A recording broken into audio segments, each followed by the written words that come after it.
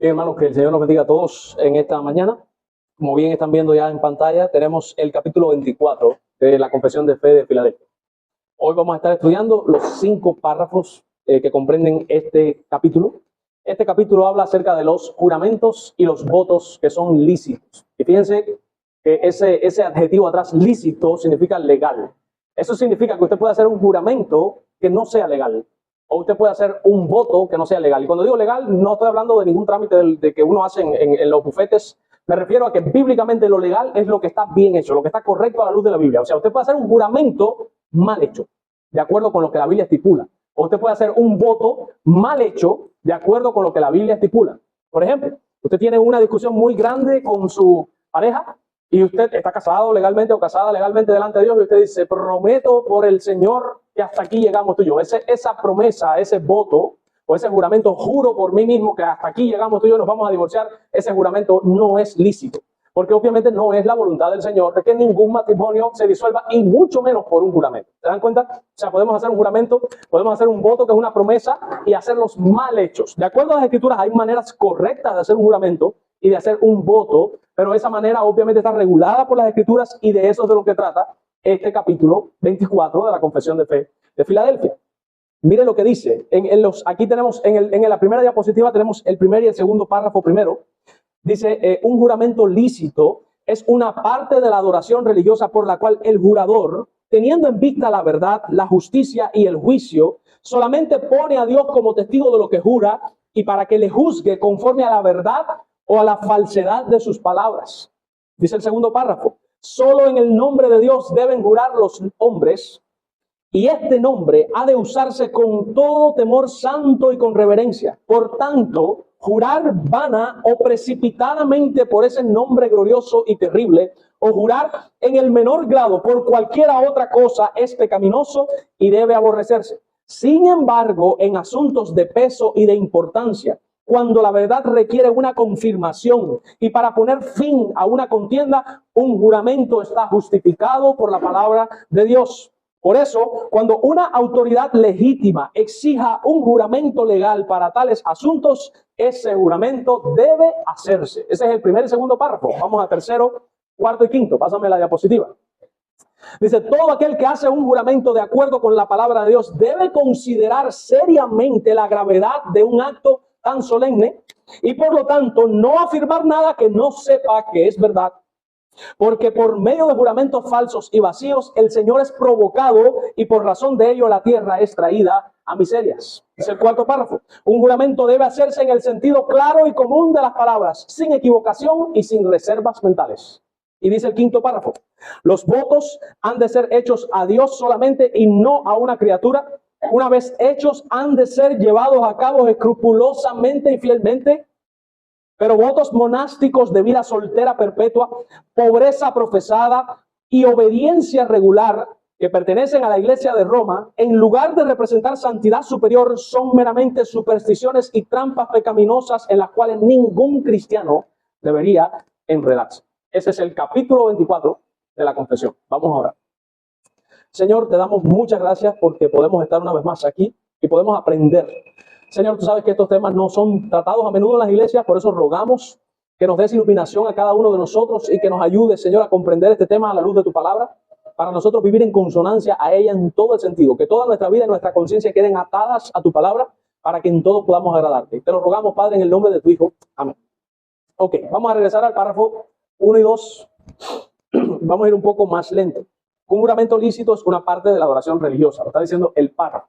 O sea, por la cual el jurador, o sea, la persona que va a jurar, teniendo en vista la verdad, o sea, está en tela de juicio algo y él teniendo en vista la verdad, la justicia y el juicio, solemnemente pone a Dios como testigo, eso es un juramento, poner a Dios como testigo de lo que jura y para que Dios juzgue conforme a la verdad o a la falsedad de las palabras. Tenemos que entender el contexto bíblico. Ahora nosotros tenemos forenses y tenemos una pila de químicos y cosas que la gente puede tomar una huella dactilar y puede corroborar cosas. Pero antes no. Antes las cosas se resolvían delante de un juez por medio de testigos. Por eso la Escritura lo dice claramente, en boca de 2 o 3 testigos conste todo. O sea, cuando había un problema, lo que tenía que hacer la persona era buscar testigos. Ahora, para que el testigo no dijera algo mentiroso, o no dijera un falso, una falsedad, ¿qué es lo que se hacía? Se invocaba el nombre de Dios, no había más nada a qué apelar. Recuerden la mentalidad de las personas de antes, nadie cuestionaba antes la existencia de Dios. Este cuestionamiento de la existencia de Dios fue más o menos a partir ya del siglo XVI, XVII, cuando empieza el periodo del Renacimiento, la Iluminación, pero anteriormente jamás a nadie le pasaba por la mente esa idea de que no existe un Dios. Todo el mundo, aunque fueran los paganos, creían en la existencia de un Dios. Esa parte de ser ateo, eso no existía jamás. A nadie le pasaba eso por la cabeza. Por tanto, se apelaba a Dios. La idea es como que tenemos un juicio, yo estoy diciendo que pasó así, tú estás diciendo que pasó así, yo traigo mis testigos que saben que lo que yo estoy diciendo es verdad, tú traes tus testigos y apelamos a Dios, juramos delante del Señor y era el Señor el que se encargaba de hacer justicia si los testigos estaban testificando verazmente o castigar si los testigos estaban testificando falsamente. De ahí era la importancia de un juramento. Obviamente la Biblia fue escrita en ese contexto y ahí están los juramentos. Y como la Biblia es eterna y permanece para siempre, todavía permanecen esos juramentos, aunque normalmente ya casi no se utilizan. Sin embargo, cuando usted va a una corte, a un juicio, usted debe jurar. En países como Estados Unidos, por ejemplo, se jura sobre la Biblia. O sea, se pone la Biblia y usted pone la mano arriba de la Biblia y jura con la Biblia. Con la mano puesta en la Biblia como dando a entender, si estoy diciendo mentira, que Dios, que es el que habla aquí, que me castigue. En nuestro país, por ser un país laico, no se jura con la Biblia, se jura con la Constitución de la República. Te ponen el libro de la Constitución, usted debe poner la mano sobre la Constitución, dando a entender, si estoy diciendo una mentira, pues que se use la Constitución y el Código Penal para enjuiciarme a mí por haber mentido en un tribunal. Así es como se hace. O sea, normalmente, si usted va a un tribunal, todavía se jura delante del juez y de hecho el juramento puede ser tomado en cuenta si es falso. Y por eso es que se dice claramente, tenga claro que todo lo que usted diga, eso incluye el juramento, puede ser después usado en su contra si se comprueba que el juramento fue falso. De hecho, hermanos, jurar falsamente en un juicio es altamente penado porque usted está delante de autoridades y delante de autoridades que Dios les dio a los magistrados ese poder, los embistió de ese poder para hacer justicia. Por tanto, cuando alguno de nosotros va delante de algún juez y jura por la Constitución, usted debe decir la verdad, como decía el programa, solo la verdad y nada más que la verdad. Y eso es bíblico y es correcto que se diga. Y si usted tiene que testificar en un juicio, usted debe decir la verdad constantemente porque Dios está mirando y está escuchando. ¿Ok? Por tanto, los juramentos lícitos sí son correctos, son parte de la adoración religiosa y en ellas el jurador se está comprometiendo delante de Dios solemnemente, poniendo a Dios como testigo de que si lo que está diciendo es verdad, que Dios lo recompense y si lo que está diciendo es mentira, que Dios lo castigue. Eso es lo que dice el primer párrafo. El segundo párrafo dice claramente que solo en el nombre de Dios deben jurar los hombres. O sea, la Biblia es eso lo que enseña. Nosotros debemos, o sea, déjame aclarar, nosotros no debemos estar jurando por cualquier cosa. Vamos a llegar ahí más adelante. Pero si hay que jurar por el nombre del Señor. Nada más. Es a Él a quien apelamos en última instancia. Solamente se debe jurar en el nombre de Dios y este nombre ha de usarse con temor santo y con reverencia. Y mírenlo aquí como está subrayado en negrita, por tanto ahí vamos a explicar por qué debe usarse con temor santo y con reverencia. Porque en Éxodo, capítulo 20, el versículo 7, cuando habla acerca de los 10 mandamientos, hace una amenaza, el tercer mandamiento de hecho, hace una amenaza con respecto a esto precisamente, a la toma del nombre de Dios. Y dice Éxodo capítulo 20, el versículo 7 dice, no tomarás el nombre de Jehová tu Dios en vano, porque no dará por inocente Jehová al que tomare su nombre en vano. Noten que la amenaza no es solamente ni siquiera jurar falsamente por el nombre, es que nada más tomarlo en vano ya puede traer consecuencias. Si tomarlo nada más en vano, que es básicamente usar el nombre de Dios por gusto, sin necesidad, se está usando por gusto el nombre de Dios, no hace falta. Si eso nada más ya trae consecuencias, imaginen cuando una persona jura por Dios y está mintiendo. Dios lo toma como una afrenta porque están poniendo a Dios como testigo y ese es el problema. Y escuchen bien esto. Cuando usted hace un juramento en el nombre del Señor, usted básicamente está diciendo que el testigo que usted trae a la corte es Dios mismo. O sea, Dios es mi testigo de que lo que estoy diciendo es verdad. Usted está trayendo a Dios como testigo. Y si usted está diciendo una mentira, usted básicamente está poniendo a Dios como un mentiroso en esa cuestión por la cual usted está jurando. Y obviamente Dios no permitirá, por su santidad terrible y gloriosa, que se tome así su nombre y que se afrente su carácter y ponerlo a Él como un mentiroso, cuando sabemos que el padre de la mentira es el diablo y no Dios. Dios es veraz. Por tanto, esto Dios lo castiga de manera severa y grave porque el nombre de Él ha de usarse con todo temor santo y con reverencia, porque Dios amenaza en el tercer mandamiento de que Él no tendrá por inocente al que tomare su nombre de esa manera.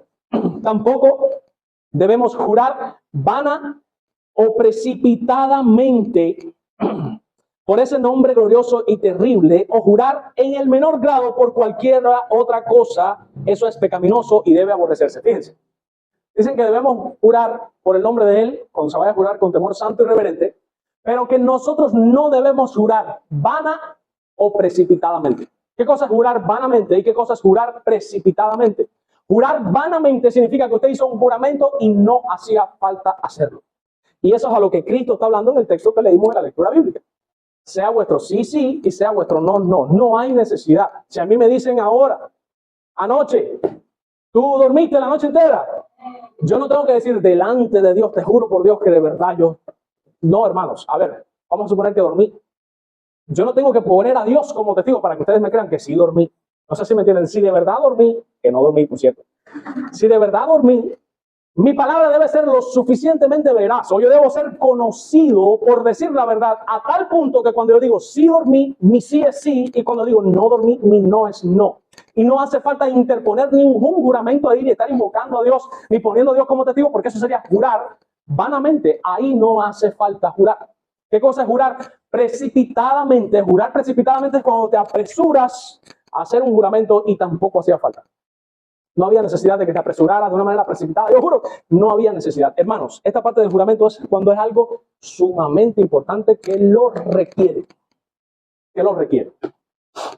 Por ejemplo, una situación X en un hogar, con un matrimonio, y el esposo me está diciendo que ella lo traicionó y ella me está jurando que no, me está diciendo que no. Ahí en un caso de eso, donde uno dice que sí, el otro dice que no, y tú no tienes forma ya. En ese caso, por ejemplo, no quedaría más remedio que apelar hacia dejarse lugar. Miren, te voy a preguntar a ti, te voy a preguntar a ti. Cada uno de ustedes va a jurar en el nombre del Señor y vamos a orar primero, le vamos a pedir a Dios que el que de ustedes esté diciendo la mentira, que Dios lo castigue. ¿Sabes? Literalmente, cuando tú pidas, Señor, si digo una mentira, castígame públicamente y que quede evidente delante de todo el mundo que yo mentí por usar mal tu nombre. Y ahí decir, ok, hacemos esa oración. Si la persona de verdad tiene temor de Jehová, se va a medir a la hora de después jurar o no.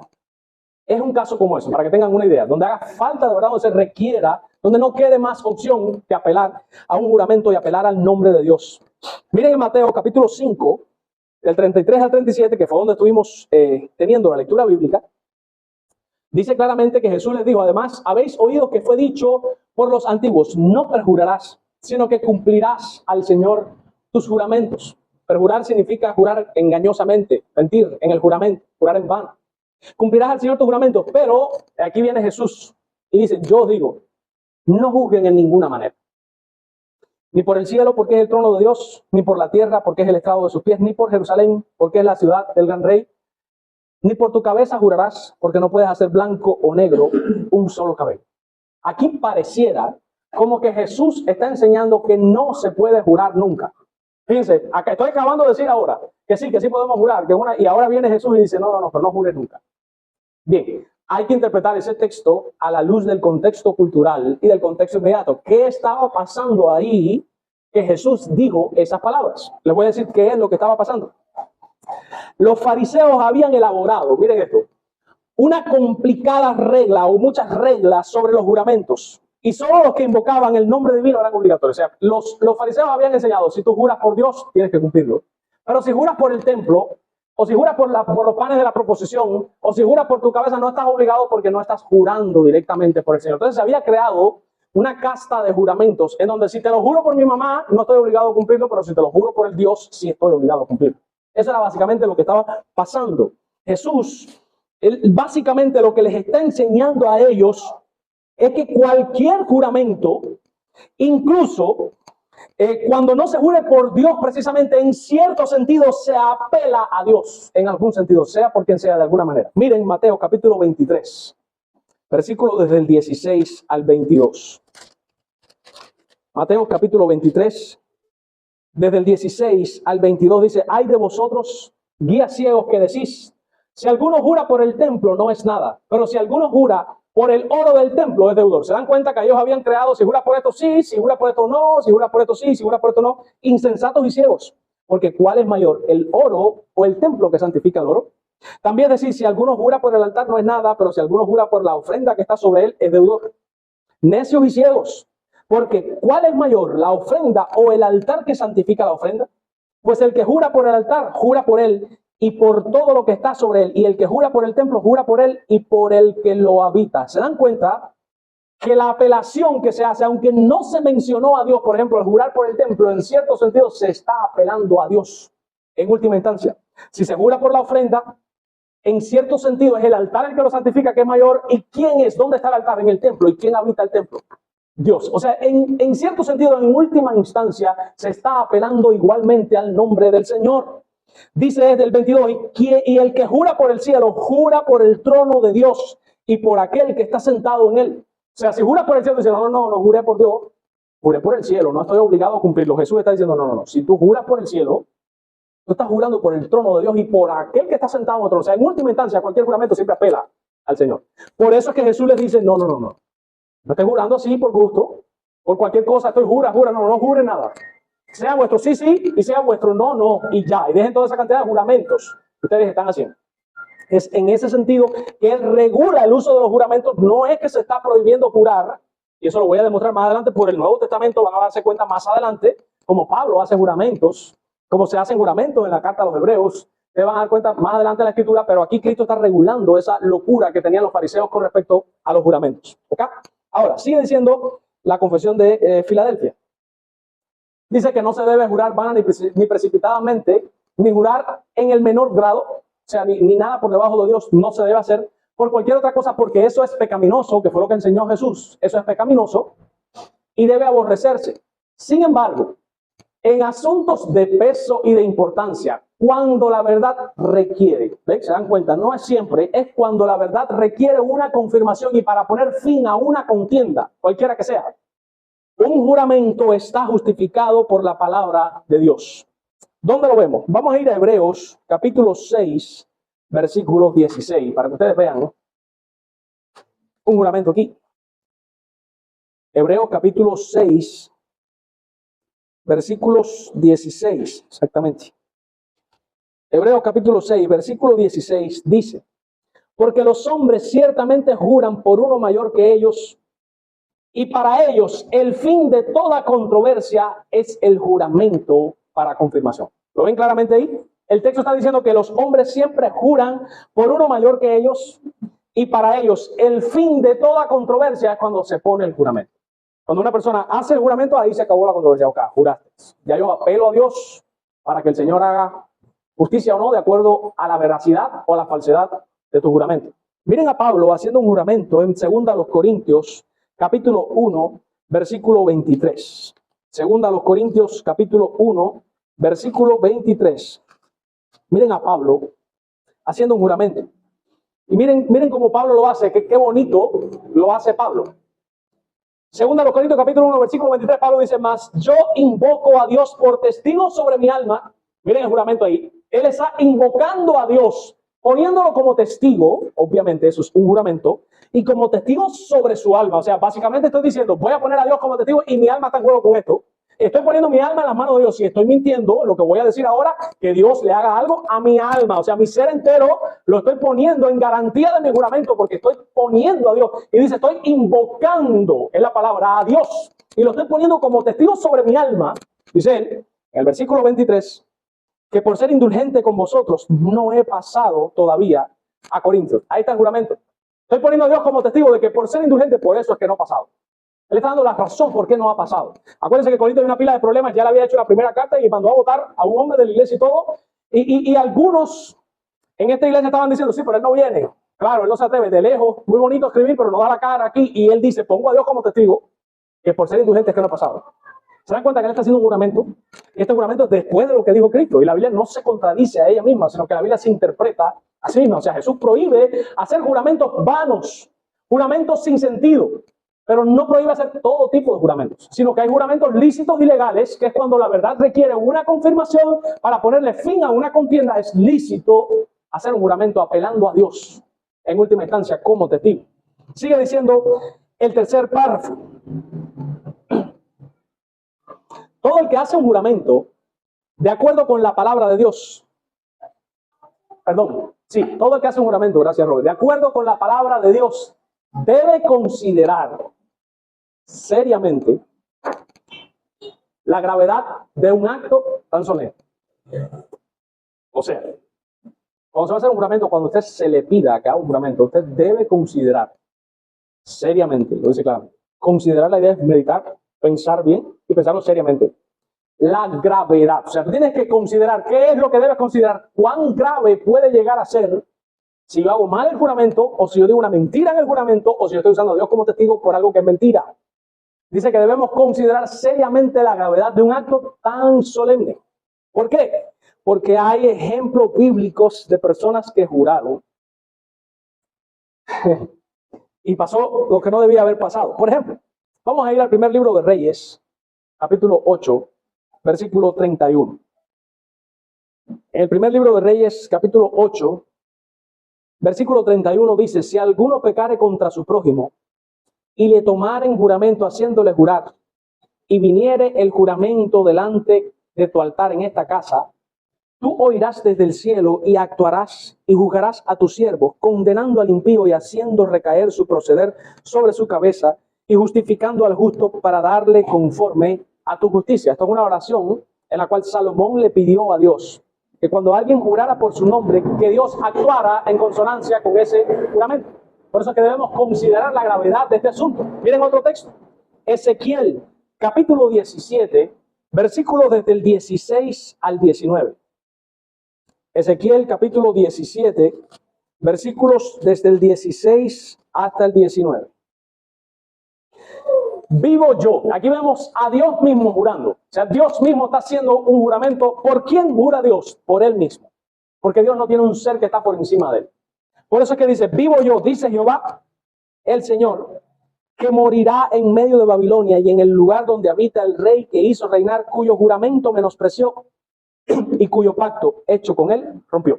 Aquí estamos hablando de un rey que hizo un juramento y no cumplió el juramento, lo menospreció.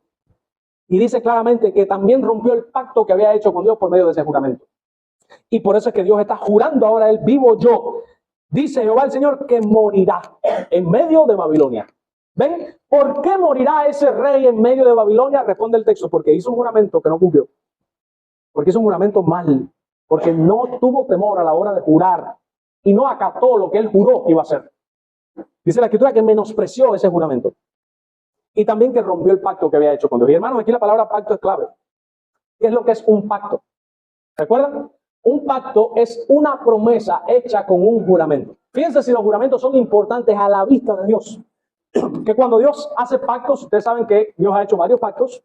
Nosotros mismos ahora estamos en el pacto de gracia y por eso es que tenemos relación con Dios, porque Dios se relaciona con su pueblo por medio del pacto. Nadie que no esté en el pacto tiene acceso a las bondades y a los privilegios que trajo ese pacto. Cada uno de nosotros está relacionado con Dios por medio de un pacto. En el pacto que está vigente ahora es el pacto de gracia. ¿Y qué es lo que es un pacto? Una promesa que se hace y se hace un juramento para dar la certeza de que la promesa se va a cumplir. ¿Cuál es la promesa? Yo seré a ellos por Dios y ellos me serán a mí por pueblo. Dios juró por su nombre de que cuando Él adopte a alguien por su pueblo, ellos serán su pueblo y Él será siempre su Dios. Ese es el juramento hecho en la promesa. Y ese es el pacto donde estamos nosotros. Básicamente Dios juró por sí mismo que todos aquellos que corrieran a Cristo en arrepentimiento y fe, confiaran en Él como su Señor y Salvador, Él los iba a salvar. Hablando muy humanamente. Pero fíjense la importancia del juramento y cómo Dios lo mira como un acto solemne, por eso lo dice ahí. Y dice: y por lo tanto, no debemos afirmar nada en un juramento que no sepamos que es verdad. O si lo van a decir, se debe aclarar. No estoy seguro si esto es así, pero tiene que ser claro. Porque ahí habla de no dejar ninguna reserva mental. La idea de una reserva mental es guardar algo, callar algo. Aquí básicamente puede estar hablando incluso de manipulación. No debe hacerse. Y por lo tanto no afirmar nada que no se sepa que es verdad, porque por medio de juramentos falsos y vacíos el Señor es provocado y por razón de ellos la tierra es traída a miserias. O sea, Dios castiga a las personas por sus falsos juramentos. Un juramento debe hacerse en el sentido claro y común. O sea, tiene que ser entendible, no es algo que yo dije para que tú adivinaras lo que dije. Es algo entendible. Por eso debe hacerse de una manera clara y común. Las palabras deben usarse en el sentido claro de la palabra y en el sentido común de la palabra, que todo el mundo entienda lo que se está diciendo, sin equivocación y sin reserva mental. Sin guardarte nada. Ahora, los votos, que es lo otro, acuérdense que hablamos de un juramento lícito, ahora vamos a hablar de los votos lícitos. ¿Qué es un voto? Un voto es una especie de juramento, pero es un juramento promisorio. Escuchen el adjetivo, es un juramento promisorio. O sea, cuando usted hace un voto, usted básicamente le jura a Dios que va a hacer una cosa y esa es la promesa. ¿Qué es lo que es un voto? Una promesa. Señor, cuando yo pase esto aquí, yo voy a hacer tal cosa. Es un juramento promisorio. Estás jurando que lo que estás prometiendo lo vas a cumplir. Eso es un voto.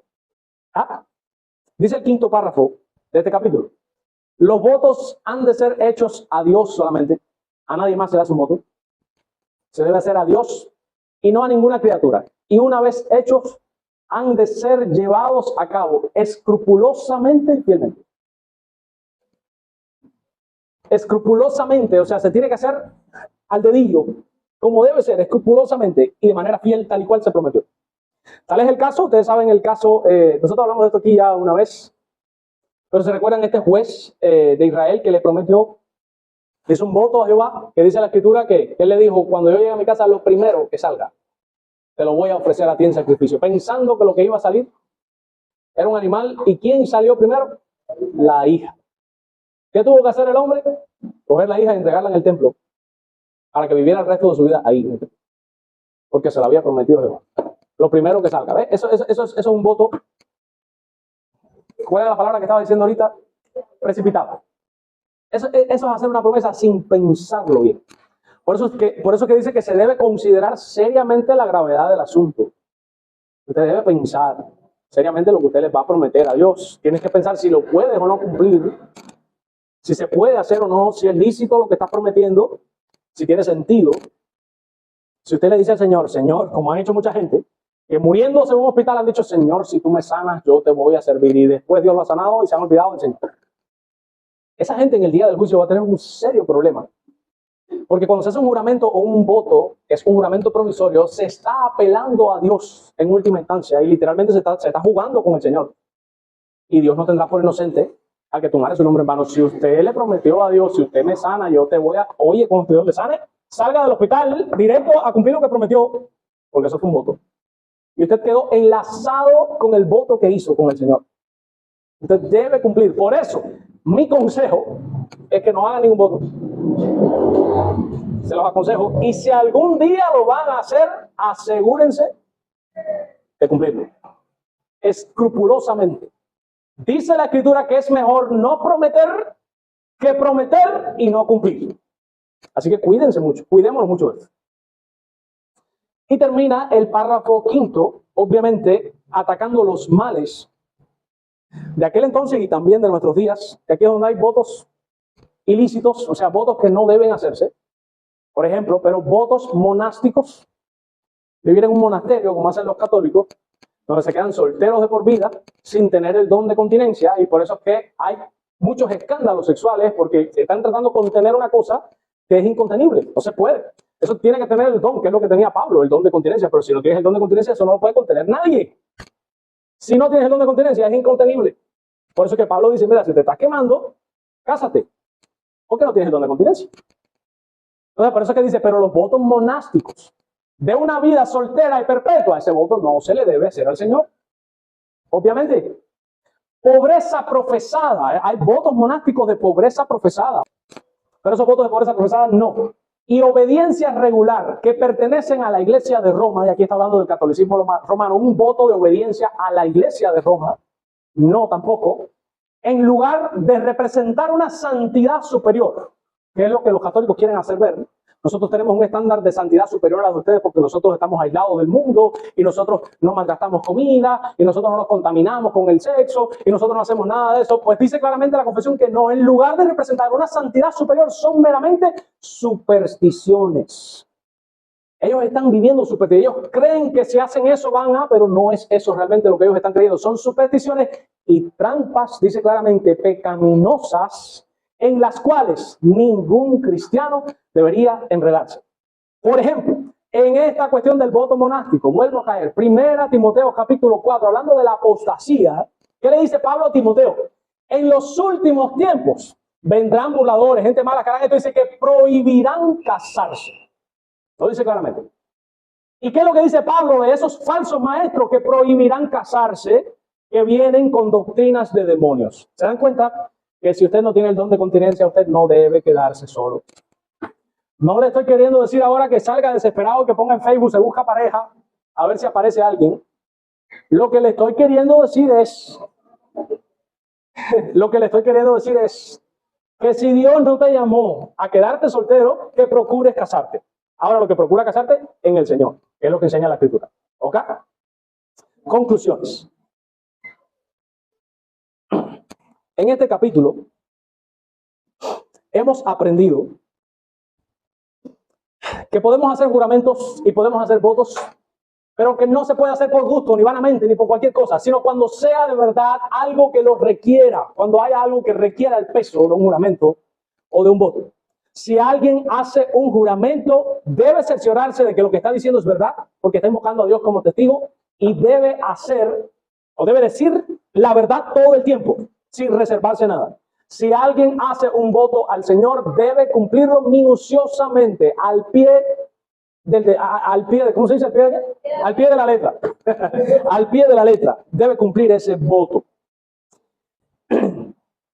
Y hay votos, como los que vimos, que no se deben hacer, que son pecaminosos y son trampas. Tenemos que tener conocimiento bíblico para hacer un voto correcto y un juramento lícito. De eso es de lo que hablo. Ahora bien, vamos a terminar de esta manera un poco más reflexivos. Cada uno de nosotros, cuando fue traído al Señor, aunque usted no lo crea, cada uno de ustedes, yo mismo, he hecho 500 votos. Y a veces hasta sin saber que estoy haciendo un voto. Cada vez que usted va a esa iglesia donde pónganse de pie todo el que quiera caminar con el Señor. Pónganse de pie todo el que aquí hoy se compromete delante del Señor que va a andar en santidad. Y claro, obviamente, uno se pone en pie porque prácticamente te están obligando a ponerte en pie. ¿Usted se imagina que yo diga, ahora pónganse de pie todo el que quiera vivir en santidad? El que se quede sentado, ¿qué es lo que tú pensarás? No, tú no quieres vivir en santidad. Eso es manipulación, por cierto. Eso es manipular a la gente. Eso es obligar a todo el mundo que se pare de pie. Se ponga en pie. Vengan para aquí adelante todos los que quieran tener un compromiso más serio con el Señor. Claro que hay que salir corriendo porque si te quedas ahí sentado, ¿qué estás queriendo decir? Que no, que tú no quieres tener un compromiso. ¿Se dan cuenta cómo manipulan a la gente? Cuando yo me di cuenta que me estaban manipulando, decían, no, voy a quedar aquí. Decía, Señor, tú sabes que yo sí quiero, pero nada, ahora me voy a quedar aquí. Y me quedaba yo ahí en el banco. Y no pasaba frente. Pero cada uno de nosotros ha hecho esos votos. Y aunque ustedes no lo crean, lo que para nosotros fue una tontería, una noche, para el Señor fue un voto de verdad. Nosotros debemos considerar, porque yo estoy seguro que cada uno de nosotros en algún sentido le ha prometido al Señor que se va a esforzar más, que lo va a buscar más, que va a orar más, que va a leer más la Biblia, que me voy a esforzar por esto, que me voy a esforzar por aquello. Cada uno de nosotros lo ha hecho. Y cada uno de nosotros está fallando en algún sentido en uno de esos votos que le hicimos al Señor. Hoy estuvimos viendo cuán solemnes son. Cada uno de nosotros, cuando ha venido a Cristo, se ha comprometido a que pasará el resto de sus días arrepintiéndose de todos sus pecados y confiando en el Señor Jesucristo como nuestro Señor y Salvador. Por tanto, es menester que nosotros cumplamos lo prometido a Jehová. Yo quisiera que cada uno de nosotros inclinase su rostro ahora y tuviese un momento de postludio en donde podamos reflexionar en todas esas promesas y votos que hemos hecho al Señor y que no hemos cumplido, y pedirle al Señor que nos dé la capacidad de obedecerlo. Si hay alguien aquí en esta mañana que no conoce al Señor Jesucristo y no tiene una relación personal con Él, Él ha hecho un juramento. Dios el Padre ha hecho un juramento de que todo aquel que vaya a Él en arrepentimiento y fe, Él no lo echará fuera. Será acogido y se le dará la vida eterna. Lo único que tienes que hacer es creer y arrepentirte. Creer en el Señor Jesucristo, que Él fue el que tomó tu culpa en la cruz del Calvario, y arrepentirte de todos los pecados que lo clavaron a Él en la cruz del Calvario. Vivir el resto de tu vida creyendo que Jesucristo te salvó. Y cada vez que peques, recordando que Él pagó tu culpa en la cruz del Calvario. Y vivir el resto de tu vida arrepintiéndote de todos esos pecados que sabes que cometiste y de aquellos que ni cuenta te diste, pidiendo perdón constantemente. Y el verdadero arrepentimiento implica un cambio. Eso lo expliqué el domingo pasado. O sea, debemos vivir en un proceso de cambio constante. Ese es el verdadero arrepentimiento. Si usted hace eso, Dios promete, hay un juramento por el pacto de gracia que usted tendrá la vida eterna. Vamos a orar, vamos a pedirle al Señor que nos ayude a cumplir nuestros votos a Él. Bendito Dios y Padre de nuestro Señor Jesucristo, tú que nos has dado en Jesús todo lo que pertenece a la vida y a la piedad, tú que nos has bendecido con toda clase de bendición en los lugares espirituales, en los lugares celestiales con Cristo Jesús. Tú que nos has sentado con Él en su trono. Tú que nos has dado las arras de la salvación, que es tu Espíritu. Tú, Señor, que has prometido, has jurado, has interpuesto un juramento en el cual has prometido bendecirnos, salvarnos, ser nuestro Dios y que nosotros seamos tu pueblo. A ti acudimos en esta mañana, Padre Santo, para ponernos a cuentas contigo, Señor. Tú sabes, Dios del cielo, que cada uno de nosotros te está fallando en muchos votos que hemos hecho, muchos juramentos e incluso, Padre, muchos juramentos en los cuales apelamos a tu nombre y sabíamos que estábamos diciendo una mentira, Señor. Nos presentamos delante de ti para pedir perdón por nuestra torpeza, por nuestra maldad, por nuestra falta de temor reverente, Señor. Y queremos pedirte perdón también por a veces ser tan simplones y haber hecho votos de manera precipitada sin haber pensado seriamente lo que estábamos haciendo. Te rogamos, Padre Santo, que nos perdones y que no nos tomes en cuenta toda nuestra insensatez y toda nuestra incapacidad de mirar las cosas con la seriedad que tú las miras. Y te pedimos por aquellos votos lícitos que hemos hecho, que nos des por medio de tu Santo Espíritu la capacidad de cumplirlos, Señor. Queremos cumplir contigo. Y si en algún sentido nos hemos enlazado con nuestras palabras, prometiéndote que íbamos a mejorar y a buscar más tu rostro, ayúdanos a que en esta mañana, habiendo tenido conciencia de la seriedad de esas palabras, podamos con la ayuda de tu Espíritu ciertamente hacerlo para tu gloria y para nuestro máximo bien, Señor. Te pedimos que nos concedas ese privilegio y que nos perdones por nuestra torpeza, Padre Santo. Te rogamos, Señor, que no eches a ver todas nuestras maldades y que nos concedas el poder en tu Espíritu para obedecer cada una de esas promesas que te hicimos, que son buenas, justas, piadosas delante de tus ojos y que tú quieres que cumplamos. Señor, aunque no nos acordemos, ayúdanos a hacerlo. Tu Espíritu nos guíe a cumplir cada una de ellas, Señor, para complacerte, Señor, y para hacer aquello que es bueno y agradable delante de tus ojos. Te lo pedimos en el nombre de tu Hijo. Amén.